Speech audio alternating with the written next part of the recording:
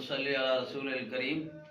इससे कबल जो सबक आज़ान का पहला लफ्ज़ अल्लाहु अकबर था, उस पर हमने वीडियो लोड की थी, और आज उसके बाद अगले अल्फाज पर हम थोड़ी सी प्रैक्टिस करते हैं और साथ साथ बताते हैं कि हम क्या गलतियां करते हैं।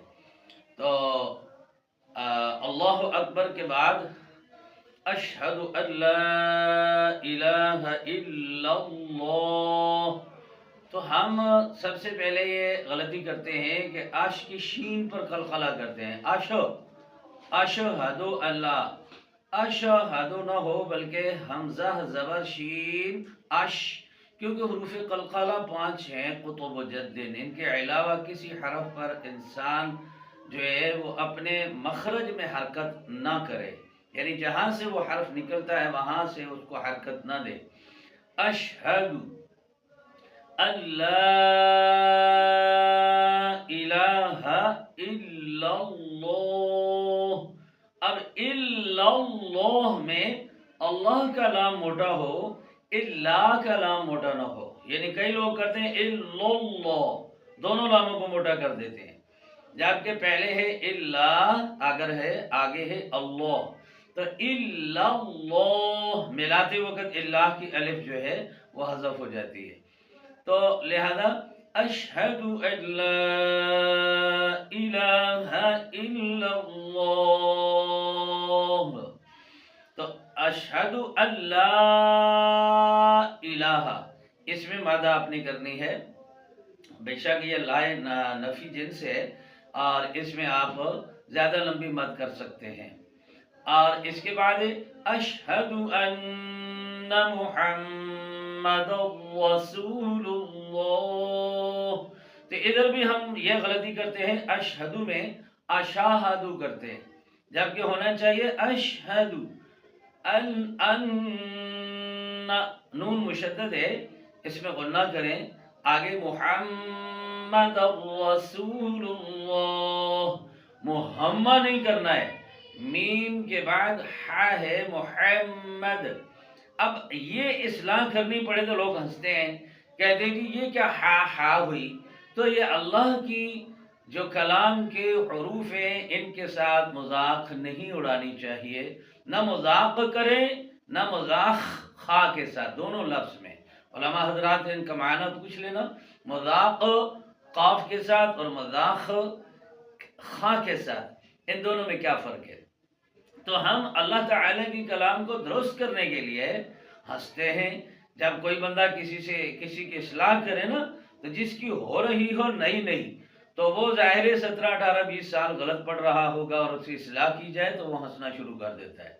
तो ये काम नहीं करना चाहिए, ये मजाक और मजाक वाला मसला बन जाता है, इससे बचना चाहिए।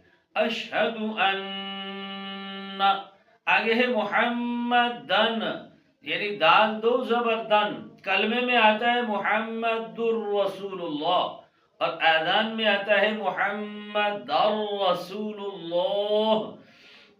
तो एक तो मुहम्मद की हा को हा न पड़े, मुहम्मदुर रसूलुल्लाह या रसूलिल्लाह भी ना कहें। कई हजरात ऐसे कहते हैं, लाम पर पेश है रसूलुल्लाह।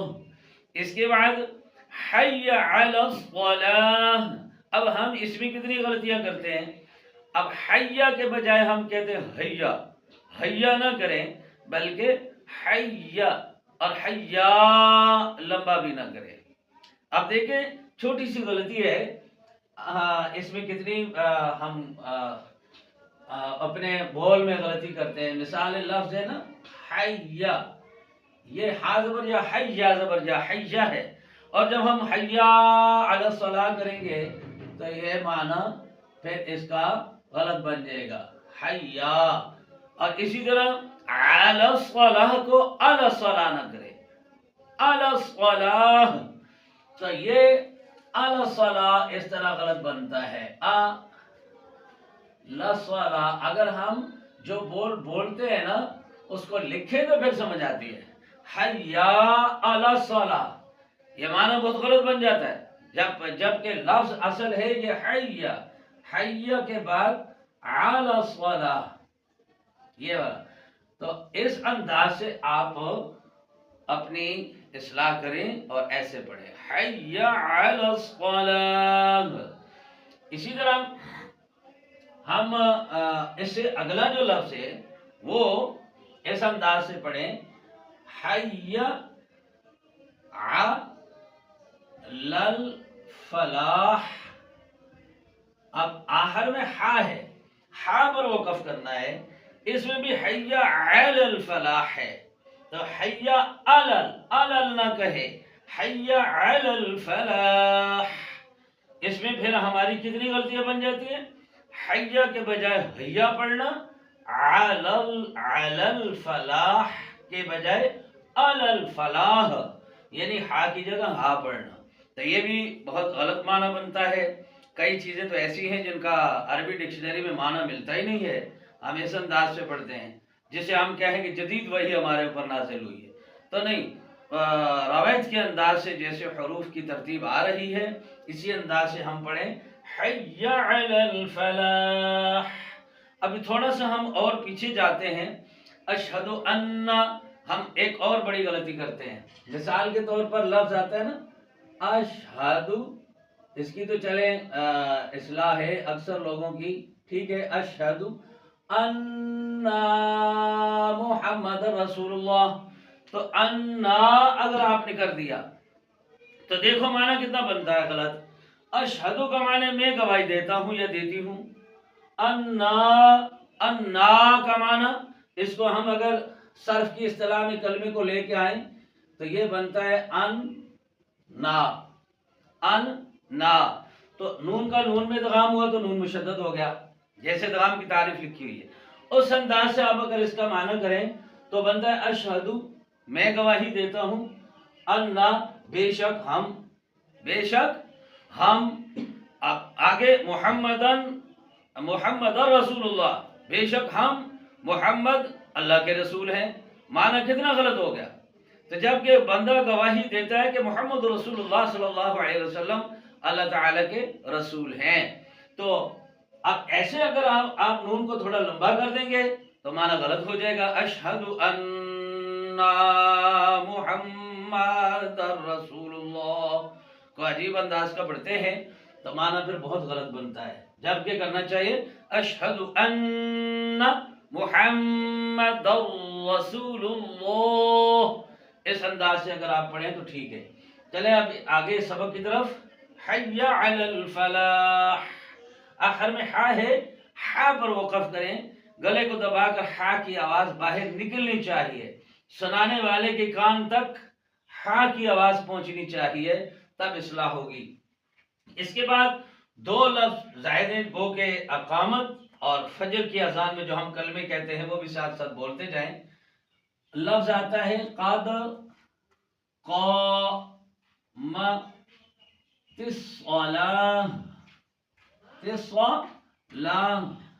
اب کئی آدمی تا پر وقف کرتے ہیں تو تا کی آواز دیتے ہیں، قد قامت الصلاۃ، تا کی آواز دیتے ہیں.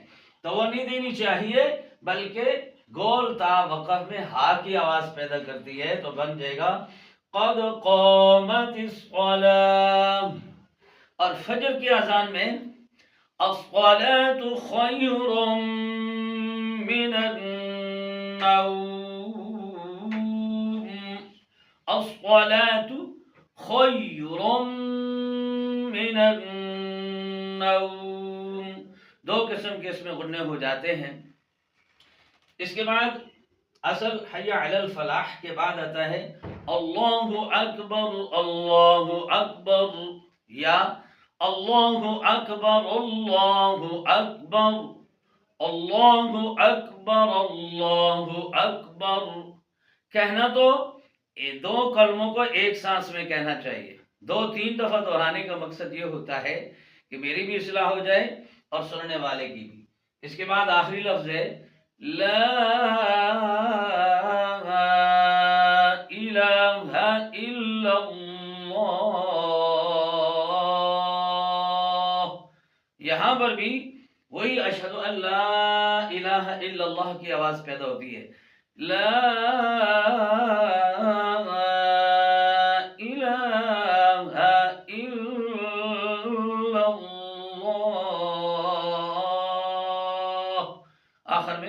ہا کی آواز ہے۔ تو یہ اللہ اکبر پر صرف ایک الگ ویڈیوز ہے، ایک ویڈیو ہے، اور اس کے بعد پوری آخر تک لا الہ الا اللہ تک ایک ویڈیو ہے۔ برائے کرم آذان سیکھ کر دیں اور الفاظ درست کریں، اور برائے کرم یہ میں نے پہلے کہا تھا کہ 5 وقت کی نماز کی جو ابتدائی آواز دینے والی، اللہ کی عبادت کی طرف دعوت دینے والی چیز ہے، وہ ہے آذان۔ اس لیے اس کو خوبصورت طریقے سے دیں، اچھے طریقے سے دیں۔ یہ عبادت کا حسن ہے، عبادت کی ابتدا ہے۔ آذان دینے والا آتا بھی سب سے پہلے ہے، ثواب سے سب سے زیادہ کماتا ہے، لہذا اس کی آواز سن کر لوگوں کو بھی طبیعت خوش ہو اور اللہ بھی خوش ہو کہ سیکھ کر دے۔ میں نے پہلے بتایا تھا کہ ہم ڈرائیوری لائسنس تو لے کر ڈرائیوری سیٹ پر بیٹھتے ہیں، اور اگر لائسنس نہ ہو تو ٹریفک والے ماشاءاللہ چلان کاٹتے ہیں۔ تو اللہ تعالیٰ کی بھی ایک ٹریفک ہے نا اس معاملے میں، فرشتے کرامن کاتبین یعلمون ما تفعلون، تو جو ہم کرتے ہیں وہ لکھتے ہیں۔ تو لہذا آذان ایک بہت بڑا اجر والا کام ہے، عظیم کام ہے، اور یہ منادی دینے والے بڑے مجاہدانہ صلاحیتوں سے فجر کی نماز پر ماشاءاللہ لوگ میٹھی نیند سوئے ہوتے ہیں، اور یہ آذان مؤذن گھر سے سب سے پہلے اس نیت سے جاتا ہے، وہ اخلاص والا ٹائم ہے، تمام حضرات سوئے ہوتے ہیں، جگانے کے لیے جاتا ہے، تو وہ مسجد میں میناروں سے ہوتی ہوئی آواز ہمارے کانوں تک پہنچتی ہے۔ تو لہذا یہ مسجدوں میں آذان دینے والے کوشش کریں کہ سیکھ کر دیں اور بہتر سے بہتر انداز میں دیں، اور لوگ آپ کے لیے بھی دعا کریں، ہمارے لیے بھی دعا کریں، یہ آواز آگے تک جائے، لوگوں تک اس آواز کو پھیلاؤ تاکہ لوگوں کو اس چیز کی اہمیت کا علم ہو۔ وما علینا الا البلاغ۔